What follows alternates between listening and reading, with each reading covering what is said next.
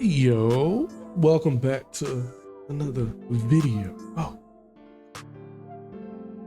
Let me stop. But yeah, today we're talking about crash outs. I personally never understood it. I've always been a person, no matter how emotional I am, I usually think situations through.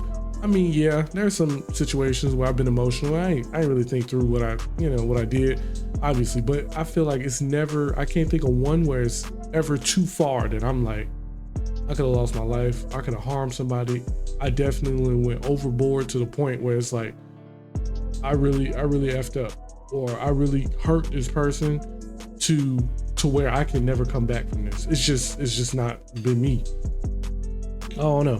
But anyway, let's not do too much yapping. Let's go ahead and jump into the video. Is out there, this one's for you.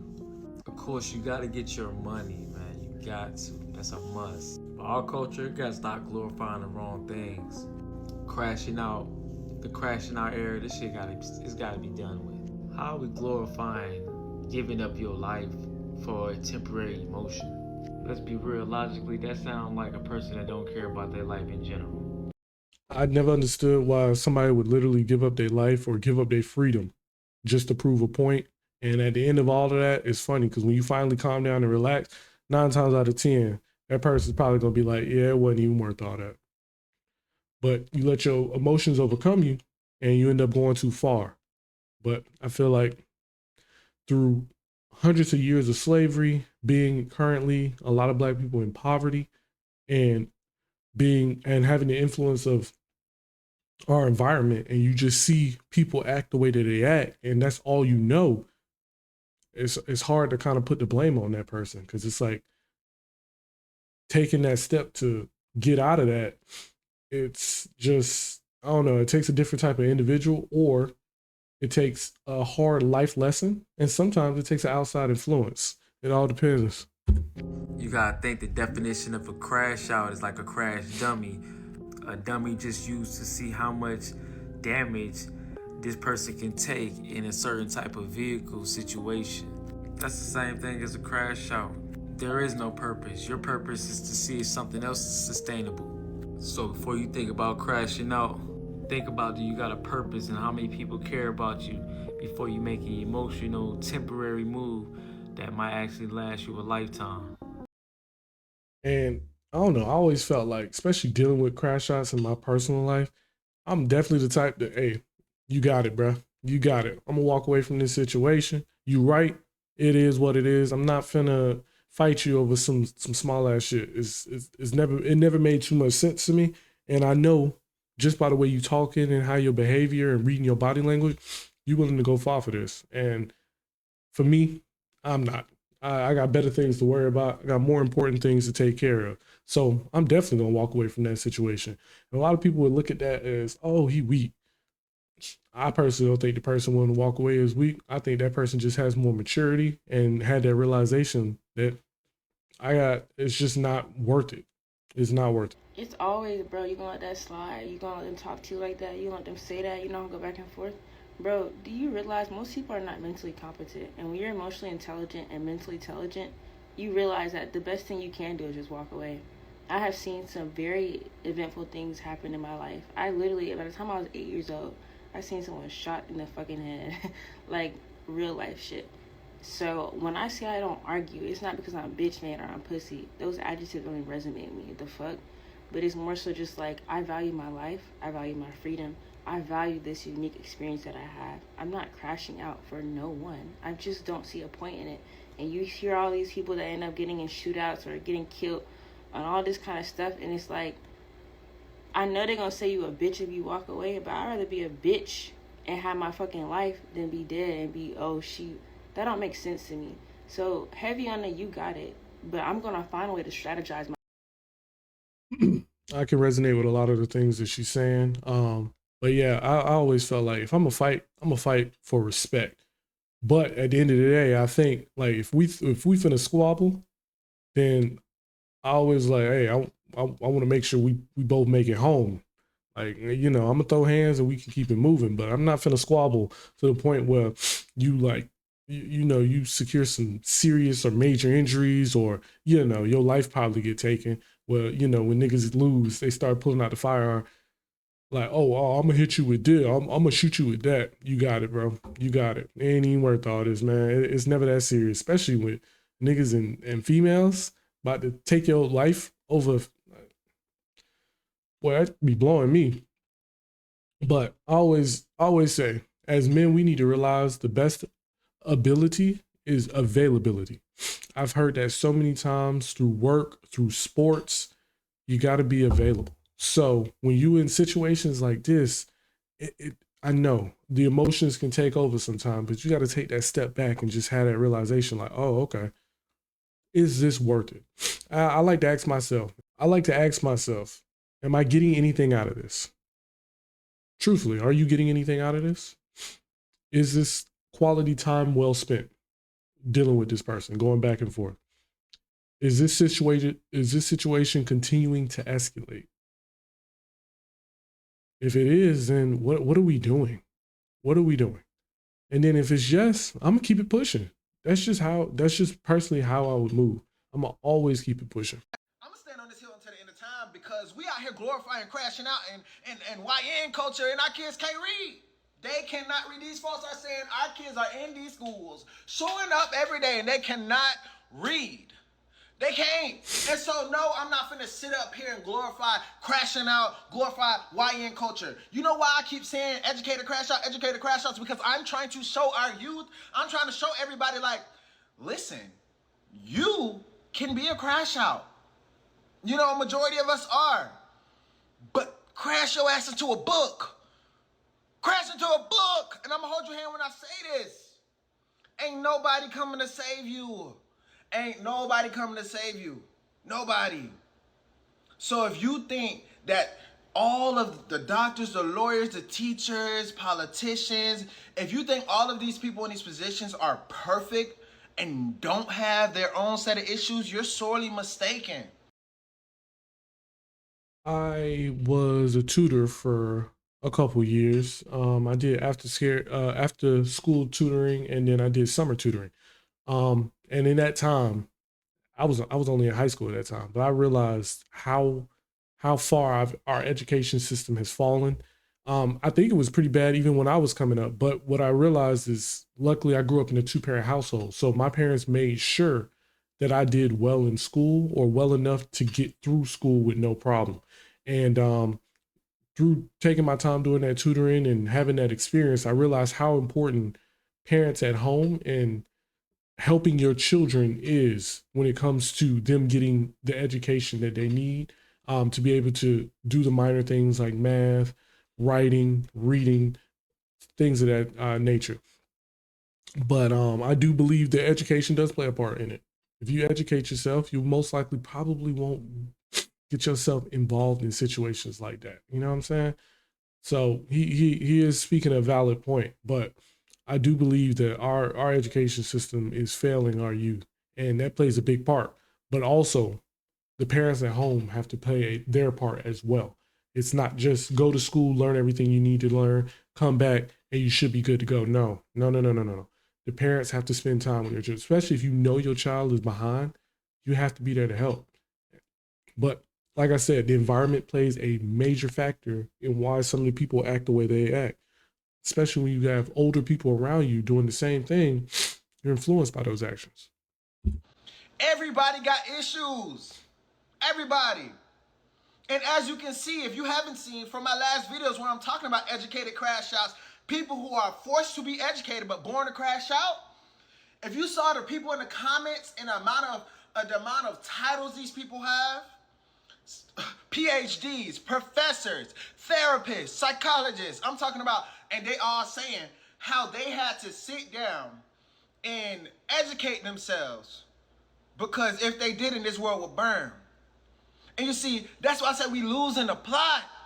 We losing the plot. Never said you had to be perfect. Never said you couldn't be a crash out, but crash your ass into a book.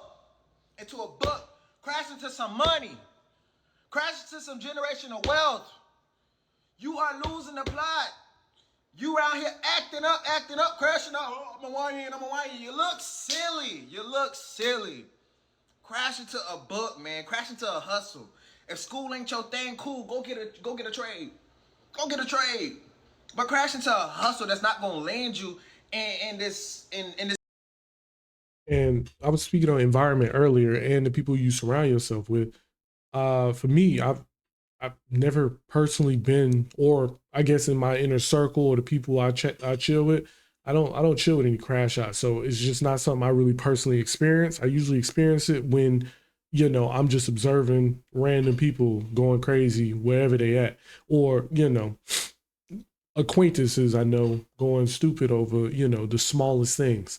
But I do, like I said, who you surround yourself with and the environment that you grew up in does play a major factor in how you move it. I've always been personally, when I get upset, I don't even know if it's how my parents were because now that I think about it, I don't think they were this way, especially not my dad. But for me personally, when I get upset, I get quiet. I stay to myself and I kind of think on things. If the situation is serious enough to where I need to have a conversation with you, that conversation is usually going to be had later. I've had females in my life who kind of got upset with, that we weren't solving the issue right then and there. And for me, it's like, if I solve it right then and there or try to have a conversation with you right then and there, for me, it's going to go nowhere. I feel like we're going to go back to arguing. We're going to be having a shouting match. Nobody's going to get their thoughts across. Nobody's going to actually listen and understand that person. And we're going to be right back where we were at the beginning. So it's like, why don't we have some time apart? We both think on things, we both calm down, and then we address that situation the next day or a couple days later. All depends on how that person personally moves. And I feel like that's always been a better solution than trying to solve it right then and there, and emotions are still high. This prison system that they want you to be in. I feel like self-control is one of those things that is just not talked about enough. There are too many people walking around today who have no self-control. They are totally out of order. They lack discipline. They lack emotional intelligence. And I feel like other people are paying for it. You can be in a situation where your life is great. You're a good person. You are the best version of yourself. You are trying hard to just live a wholesome, calm, productive life. And because someone else lacks self-control, some crazy person, some lunatic, unhinged, crosses paths with you. It could be nothing that you personally did. It's just so wrong. But because this person in their mind believes that you disrespected them or you did something to offend them and they don't have self-control, they're going to take it out on you. They're going to crash out because they have to. So yes, self-control is one of those things that this society really needs to work. You kind of add and also provide a different perspective on a little bit of what she was saying there. I do believe that, especially within the Black culture, seeking help is not something that we tend to do. So when people go through traumatic events and then from those traumatic events ultimately change their personality or change how they move, a lot of people, or some people, when they get disrespected and something traumatic has happened in the past from that disrespect, they have no control. So they're gonna act the way that they act. And I feel like we should start glorifying more of seeking help, talking to people, getting therapy. There's nothing wrong with that. That ultimately would help you in the end and have better self-control over your emotions and just how you move as a person. And she made a lot of good points when it came to the lack of self-control that people tend to have and how far they're willing to go.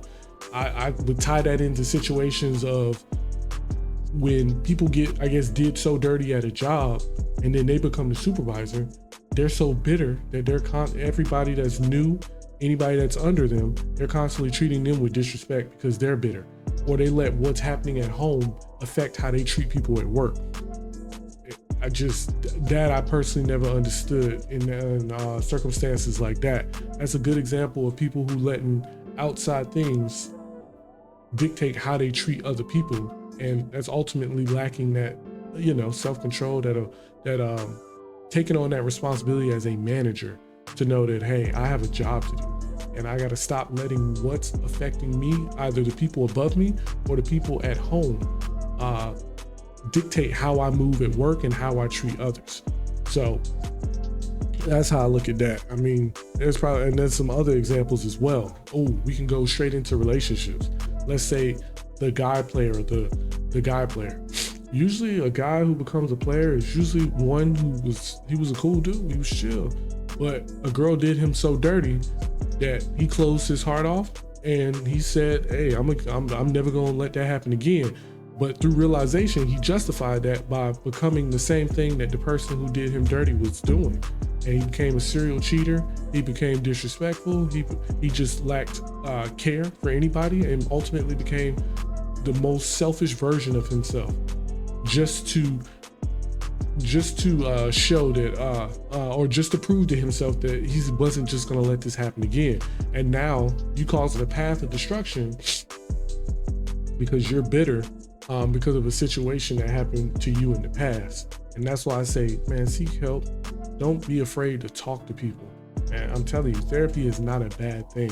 Ultimately, it's going to help you in the long run, instead of you going down this path of destruction or walking around thinking, hey, I'm good, everything's okay. Nah, I'm all right. Yes, I know that's just part of our culture, to be okay. We can't trust people. It's understandable. I know what we've been through. I know our history. But we got to start taking steps to kind of get out of that same cycle that we're in. We are currently in a cycle where, unfortunately, a lot of us are doing the same thing over and over and over and over and over again. And we're passing it down generation by generation by generation. The only way you're gonna break that cycle is if you start doing something different. You take that step outside the box, take that step outside the norm, and ultimately seek the best version of yourself. But I could yap on this subject all day. I'm all about self-growth. I'm all about pointing out things that we could do better as a culture, but I also enjoy pointing out the positive things that we have going on within our culture. I just want us to do better, and as simple as that. But I would love to hear what you guys think. If y'all could leave a comment, I appreciate it. I'll definitely read them. Drop a like. But other than that, take it easy.